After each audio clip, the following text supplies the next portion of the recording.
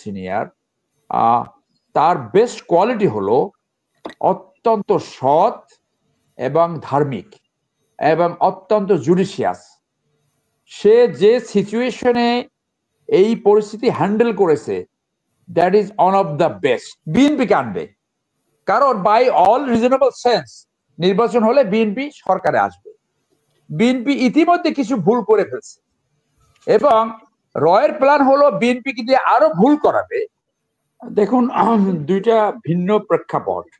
96 সালে যে caretaker government সিস্টেমটা আসছিল, সেইটা তখন একটা রাজনৈতিক বন্দোবস্ত ছিল।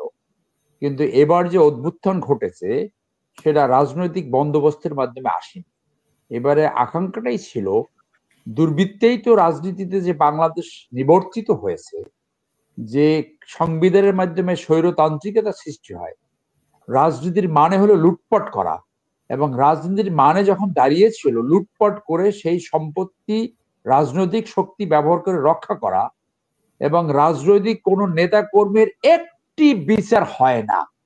রাজনৈতিক সংস্কৃতি এমন জায়গায় চলে গেছে যে যে সমস্ত রাজনৈতিক মূল উদ্দেশ্য হয়েছে জনস্বার্থ এবং দেশের স্বার্থ রক্ষা করা, চরিত্রবান মানুষ রাজনীতি করবে এবং দলের ভিতরে একটা ক্লিনজিং প্রসেস থাকবে, দলের ভিতরে নৈতিক সুরক্ষার ব্যবস্থা থাকবে। কিন্তু বাংলাদেশ রাজনৈতিক কালচারের একটি অংশ দাঁড়িয়েছিল রাজনীতি করলে রাজনৈতিক শক্তি ব্যবহার করে যা খুশি তাই করা যায়, স্পেশালি অবৈধভাবে যত খুশি তত সম্পত্তি করা যায় এবং সেই সম্পত্তি ভোগ করা যায়। আজকে তো এই সরকারের দায়িত্ব ছিল এই 3 মাসের ভিতরেই অন্তত 100 দুর্নীতিবাজকে শর্ট ট্রায়াল করে তাদের সম্পত্তি রাষ্ট্রীয় কোষাগারে নেওয়া এবং সেই সম্পত্তি দিয়ে যারা আহত হয়েছে এবং নিহত হয়েছে তাদেরকে কম্পেনসেট করা। তাহলেও তো একটা বিপ্লবী কাজ হতো, কিছু হচ্ছে না তো। আমি তাজ হারবি স্যারের সাথে একটু ভিন্ন মত পোষণ করে আমি জেনারেল ওয়াকার সম্বন্ধে বলবো যে he is a very professional officer. আমরা একসাথে অফিসার ওয়েপন ট্রেনিং কোর্স করেছি এসআইটিতে সিলেটে। তিনি আমার 5 ব্যাচ সিনিয়র, 2.5 বছরের সিনিয়র। তার বেস্ট কোয়ালিটি হলো অত্যন্ত সৎ এবং ধার্মিক এবং অত্যন্ত জুডিশিয়াস। সে যে সিচুয়েশনে এই পরিস্থিতি হ্যান্ডেল করেছে, that is one of the best. যে মুসা আলাহিসাল্লাম যেরকম ফ্রাউনের পরিচর্যায় মুসা সৃষ্টি হয়েছিল, general Waker has given the call of the time. রক্তের বন্যা, তিনি রক্তের বন্যা থেকে তিনি বাংলাদেশকে রক্ষা করেছে। যে সেনাবাহিনীকে বারংবার স্বৈরাচারী সরকার জনগণের বিপক্ষে দাঁড় করিয়েছে, তিনি সেই সেনাবাহিনীকে জনগণের পক্ষে নিয়ে আসছেন। আমি যতটুকু ভিতর থেকে জানি, আমার ব্যক্তিগত নলেজ থেকে, যে এই ইউনূস সরকারে সেনাবাহিনী তাদের সিদ্ধান্তে কোন রকম ইন্টারভেন করছে না, সেনাবাহিনীর কোনো পরামর্শ নিচ্ছে না, আমি যতটুকু জানি।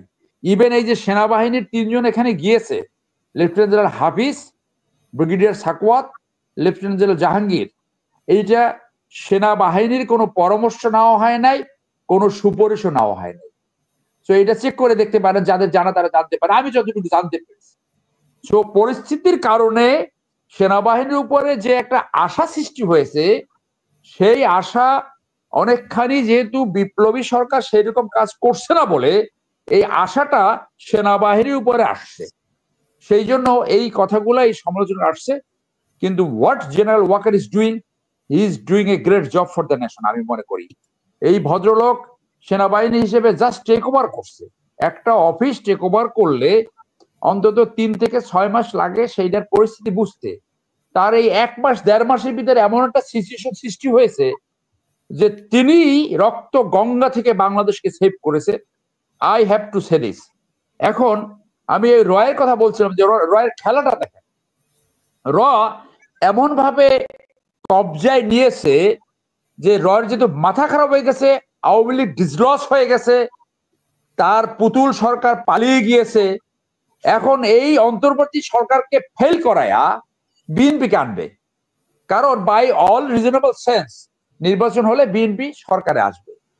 বিএনপি ইতিমধ্যে কিছু ভুল করে ফেলছে এবং রয়ের প্ল্যান হলো বিএনপিকে দিয়ে আরো ভুল করাবে, বিএনপিকে দিয়ে এই আওয়ামী লীগের মতো একটি শাসন ব্যবস্থা পরিচালনা করবে।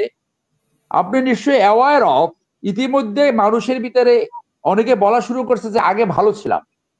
কেন ভালো ছিলাম?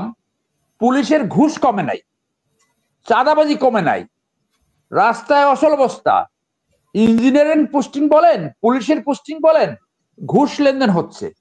এবং এইগুলা এই এই এই এই এই বারান্দায় যে কথা হয়, বিএনপির কোন কোন গ্রুপ কমপ্লিট সব পোস্টিং গুলো এখন নিয়ন্ত্রণ করছে এবং ঘুষের মাধ্যমে হচ্ছে। এবং কেউ কেউ অফিসের ভিতরে যে ছোট একটা রুম থাকে সেইখানে বসে ঘুষ লেনদেন করছে। এটা যার জানা তারা জানে।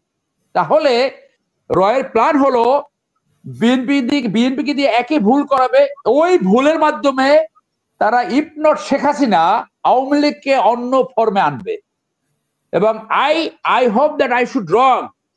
2032 সালে যদি দেখেন, 32 সালের আগে পরে যদি দেখেন, এখন যারা বিপ্লবী, যারা ছাত্র নেতৃত্ব সমন্বয় দিতেছে, তারা সব জেলে ঢুকছে এবং তাদের উল্টো বলে বিচার হচ্ছে। তাহলে আশ্চর্য হয় না, এইটা হতে পারে, ইন দ্য প্রবাবিলিটি হতে পারে, যদি আপনি বিপ্লবের আকাঙ্ক্ষা আপনি যদি ফুলফিল না করতে পারেন। আপনি যে কারণে বিপ্লব ঘটিয়েছেন সেই বিপ্লবের উদ্দেশ্য যদি সফল না করেন, কাউন্টার বিপ্লব হয়ে, তাজাস মিসারের সাথে এই কথার সাথে আমি একমত যে এই সরকারের চরিত্রটা বড় হচ্ছে কাউন্টার বিপ্লবী, প্রতি বিপ্লবী। তাহলে ইউ ইয়ং গাইস, ছাত্ররা অনেক ভালো কথা বলে, তারা দুই একটা ছেলে ভালো আছে, you should while your back.